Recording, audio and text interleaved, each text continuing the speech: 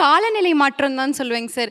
ஏன் அப்படின்னா, இப்போ வருடாந்திர பயிர்களாகட்டும், இப்போ இல்லை காய்கறிகளாகட்டும் சார், இப்போ வருடாந்திர பயிர்னா இப்போ நெல் எடுத்துக்கிட்டோன்னா அது வந்து ஒரு 6 மாதம் சாகுபடி செஞ்சதுக்கப்புறம் தான் நம்மளால வந்து மகசூல் ஈட்ட முடியும். திடீர்னு மழை பெய்யுது, அவ்வளோதான் முடிச்சு விட்டீங்க போங்கன்னு மாறிடுது. அந்த விவசாயி மட்டும் இல்லை, அந்த விவசாயத்தோட குடும்பத்தினரும் அந்த குடும்பத்தில் இருக்க பிள்ளைங்களோட படிப்பு எல்லாமே மொத்தமாக அந்த ஈட்டக்கூடிய மகசூலை நம்பி தான் சார் இருக்கு. விவசாயம் பண்ணால் நமக்கு மகசூல் கிடைக்கும், நல்ல ஒரு லாபம் கிடைக்குங்கிற அஷூரன்ஸ் எங்களுக்கு கிடையாது சார். விவசாயத்துல நஷ்டம் வரும்போது ஒட்டுமொத்த குடும்பமும் பொருளாதார நெருக்கடியில ஆமா சார், மாட்டிக்கிறாங்க. நான் வந்து ஒரு விவசாயியோட மகள் சார்.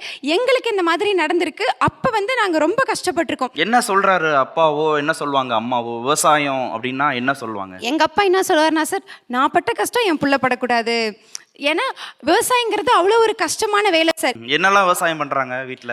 சார் எங்கள் வீட்டில் வந்து முருங்கைக்காய் செடி மரம் மாதிரி ஒரு 1/2 ஏக்கர் வச்சுருக்கோம் சார். அப்புறம் பந்தல் போட்டிருக்கோம் சார். இந்த 550 ரூபா வித்துச்சு 1 கிலோ. அவ்வளோ மரம் இருக்கும் சார். 1 கிலோ 2 கிலோ தான் வரும். அப்போ வந்து விலை அதிகமாக கிடைக்கும் சார். அப்போ அந்த இடத்துல எங்களுக்கு வந்து லாபம் இல்லாமல் போயிடுது சார். இதே கொஞ்ச நாளைக்கு முன்னாடி சார், முருங்கைக்காய் கேட்க ஒருத்தர் கூட இல்லை சார். அவ்வளோ முருங்கைக்காயை மாட்டுக்கு நாங்கள் வந்து தீனியாக போட்டோம் சார்.